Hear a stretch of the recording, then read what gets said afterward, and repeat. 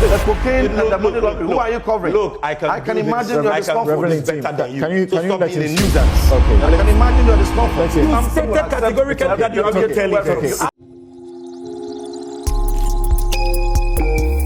The Minority Caucus calls on national security to, as a matter of urgency, make public the content of cargo suspected to be cocaine and cash transported into the country by two suspicious flights, namely Air Med flights N823AM and Kabok Air private jets Antonov and 12B. Reverend Ntim Fordjour, who also doubles as the Member of Parliament for the good people of Sinsa, has made very wild claim that two aircrafts which passed through Ghana were carrying drugs, and that was the reason why they were here. He also alleged that they were involved in money laundering, and therefore he was calling for an investigation. I say that he was peddling falsehood. It's unusual for a man of God to be accused of falsehood or telling lies. I, as a ranking member of Defense and Interior Committee, exercising my oversight, I intercept credible intelligence. What is intelligence? Intelligence means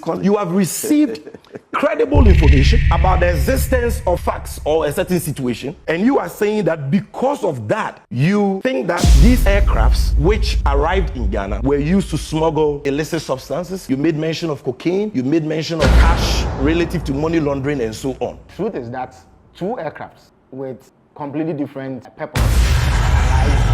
The first one is an Antonov Flight 12BK with registration number CVK 7037. Now this flight essentially is a cargo plane which arrived on the 12th of March 2025. Now the purpose for arriving in Ghana was what we call a technical stop.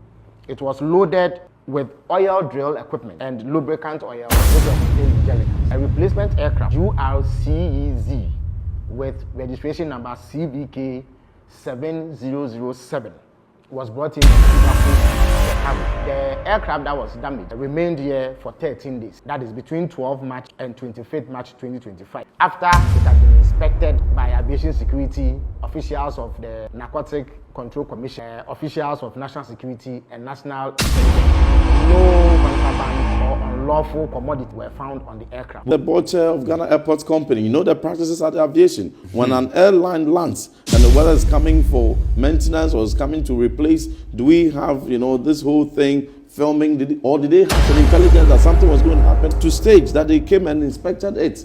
Because and then they filmed it. Is it a standard practice that you film, planes that are arriving as replacements? We have brought up these questions that wanted the suspicious two flights. So investigate and tell us what it did. This is what you have brought. Very flimsy, unnecessary story, kind of thing that Patrick also brings. Gagging the national security from professionally conducting their investigations.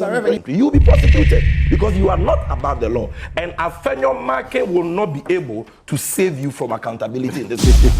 That you can be sure. So let's move on. What should be done now is for them to go ahead to do what they said they would do, to make an example of me and disregard the investigation that Ghanaians are calling. You don't admit that you don't admit that you did any wrong. You don't admit that you did any wrong. There's no wrongdoing. There's no wrongdoing whatsoever. Viewers, check, cross-check, fact-check, and tell us what you find.